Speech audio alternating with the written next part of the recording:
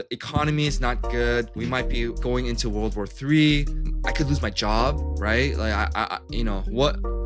I'm good where I'm at. I'm renting.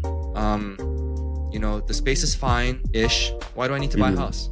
Why do you need to buy a house? Why'd you even get pre-approved with me? Just stay in place is my recommendation. Some people really need to wake up. They're already approved to buy a house. So what's really stopping you from pulling the trigger and buying the house? Spoiler alert, it's not the rate. I'm Peter, and this is Jason. We're with the Clear Close, the mortgage experts that help you get clear to close on your next mortgage. And in this episode, Jason is gonna scold me for not buying a house.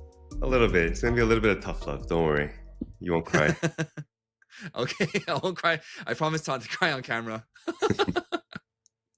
All right. But before that, please consider subscribing to the channel, liking, commenting, engaging with the algorithm. All that stuff really helps us out. It costs you nothing and it means the world to us. So thank you so much. And we hope you get a lot out of this video. All right, back to the video. So Jason, you know, we've done the pre-approval process. I'm done. I'm approved for $5,000 a month on a mortgage, but I'm just, you know, I don't know if I can pull the trigger because um, the rates are still really high. It's like 6-7%. You know, we're in Southern California. Homes are a gazillion dollars. Yeah, it's not cheap Right? out here. You gotta pay to play. Yeah, it is pay to play. I love the weather. I love the weather. The homes are really good. I'm sorry, the schools are really good. My kids love the school that they're in. They've been in it for about 3-4 years now, and we've made a lot of connections here, a lot of friends. So like I think this is a city that we really want to grow our roots, which is why we've been in the home buying process. But you know me, like I'm a finance guy. Just the numbers don't really make sense. I could be I'm paying rent for $3,000 a month in the city that I'm living in for like 1,000 square foot. And it's a little tight, yes, but I'm just gonna wait, I think, until the rates go down to like 3-4%. And you know, the housing market is correcting, right? Like you're saying, even on your socials and all that stuff, prices in California are coming back down. I, I'm gonna wait for maybe like another 10%, 15% correction on pricing from the highs, and maybe that's when I'll jump in. Okay.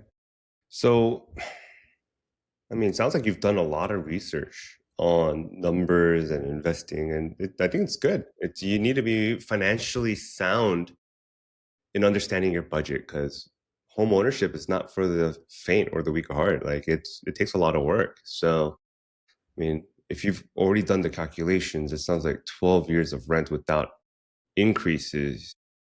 Man, that's a lot of money, Peter. Have you thought about that way? Like 3 grand a month without the 5% increase in rent, 10% increase in There rent is every year? built-in increase. Yeah, there is actually Oh, built-in there is. It's increases. staged. Yeah. Yeah, So, I mean, yeah. if you're lucky and you get to stay in that house for 12 years with no upgrades and just as is, that's over 450,000 in my head on just rent. And you said how much are the homes that you're looking for in your area? Like about 800 grand, I think. Yeah, 8 to 9, and I'm Damn. waiting for them to come back So down to like 12 years, you're sevens. gonna pay half of what a home costs in your area. That's nuts. Is that how that math works? I don't know. 12. I'm just thinking, look, you said you said you're the finance guy, right? So 12 months Yeah, I'm times not the 3 grand is finance guy. 36 grand a year. Yeah, I'm just doing quick math. So 36 grand a year times 10 is 360,000 times two for 36,000. That's like $430,000. That's like half the cost of your home to rent. Okay, okay, So the okay. landlord's doing well. So it's Yeah. Okay, so I don't embarrass okay. myself on YouTube.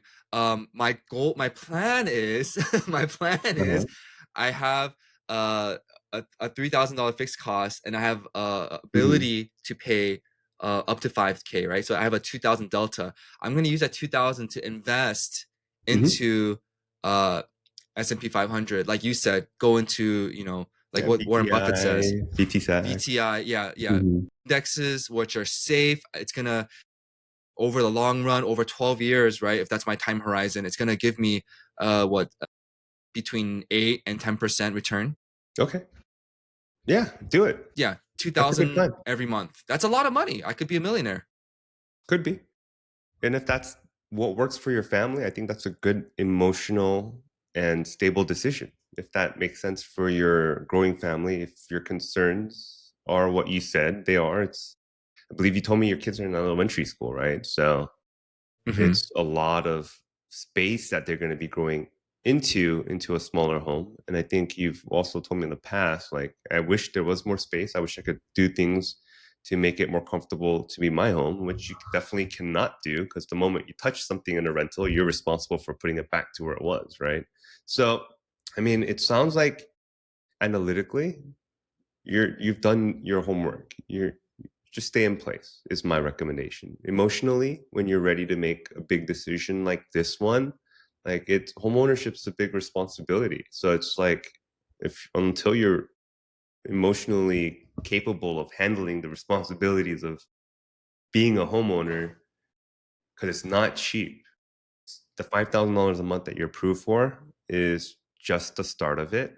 And it might sound like if you're listening to this right now, it sounds like I'm discouraging you from owning a home. I am in a sense, because if you're not ready, you're not ready.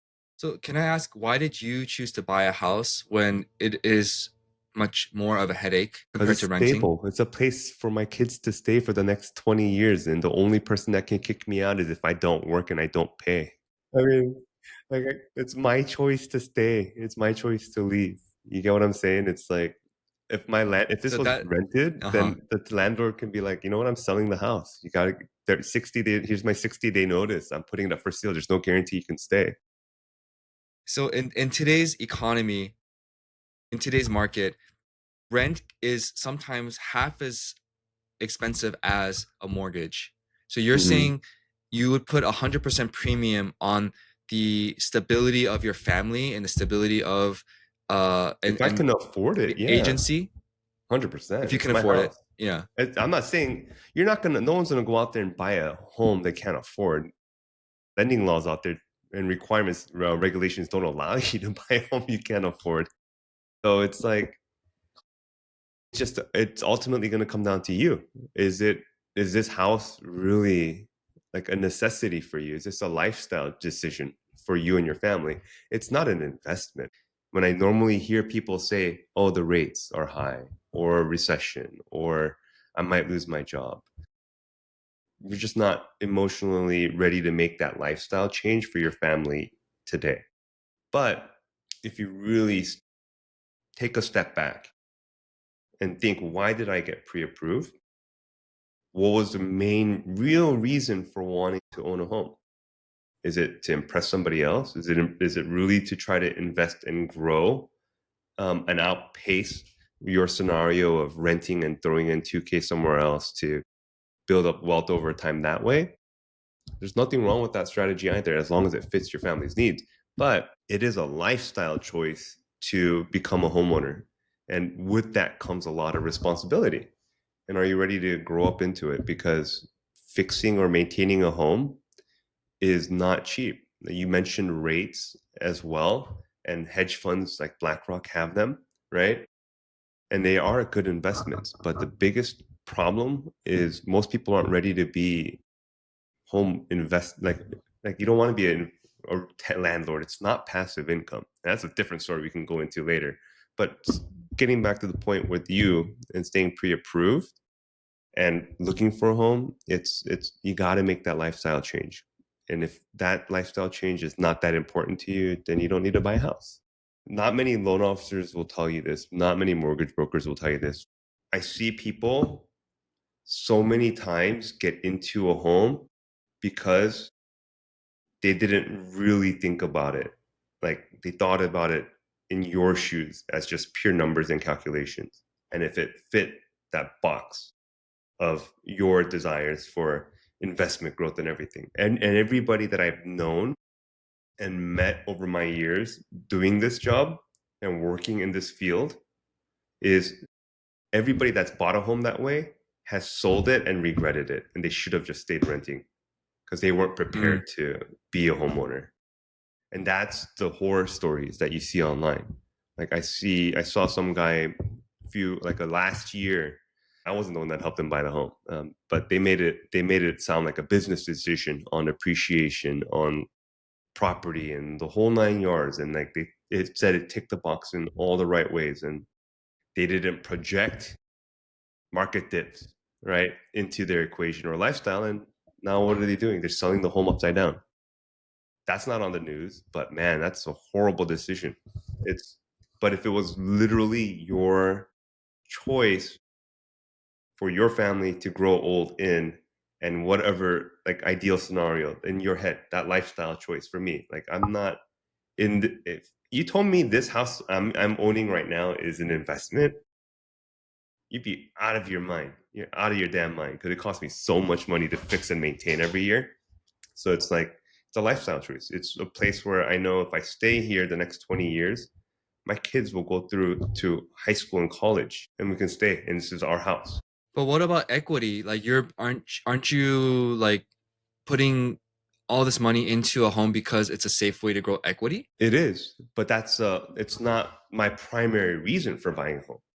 That's a result of sacrifice in owning a home and making payments and additional payments to pay down your debt faster. Like, yeah, it's like look, you can look at it many different ways, right? But you can stick to the normal plan, which is I signed up for a 30-year mortgage and I'll be done paying it off in 30 years. My lifestyle choice was to stay here with my family, have a nice roof over our head, and then enjoy the next 20 years as planned, right? But it's not for everybody. And if you can't get over the 6 or 7% interest rate, you're just not ready yet. Buy a home. You're just emotionally not there. Fear of recession, fear of job loss. Everybody has those fears. It doesn't matter. It's life. Get over it. I'm sorry. This is the tough love I was telling you about, right? It makes you uncomfortable, it makes you cringe, and it makes you feel house poor. Don't do it. But if you want, instead of being stuck in 1,000 square foot house, and you can get into a 2,000 square foot house that you can call your own for 5 grand and have memories and make it your own and live in it, is that worth it to you? That's the trade-off. You need to make that trade-off. All right. We hope you guys enjoyed that episode. It's a little bit different from what we have done in the past. We kind of both played different parts. Obviously, I was a buyer who's pre-approved, but hemming and hawing about making a decision, and Jason was playing the part that he usually plays, um, which is the mortgage expert. So basically, if you are in the market and you're pre-approved, uh, you have every ability to buy, and you're just not, your heart isn't there. Our recommendation is don't do it. Yeah, don't do it. I mean, it's you have to be emotionally ready for it. It's a huge commitment. It's like getting married, right? You're not going to just get married to anybody. So it's like you have to like prepare. Like if you have what ifs, make sure you really are comfortable taking that leap of faith, because it's a big responsibility to be a homeowner, and some people just aren't meant to be homeowners today. Just give yourself time. Don't feel the Mhm. pressure to buy into something where you're not ready to handle. Buying a home is as much of an analytical decision as it is an emotional decision. So both of those analytical side of your brain and your emotional side of your brain, they have to be married when you make this kind of huge financial decision. Um, so if you are not ready today, that's great.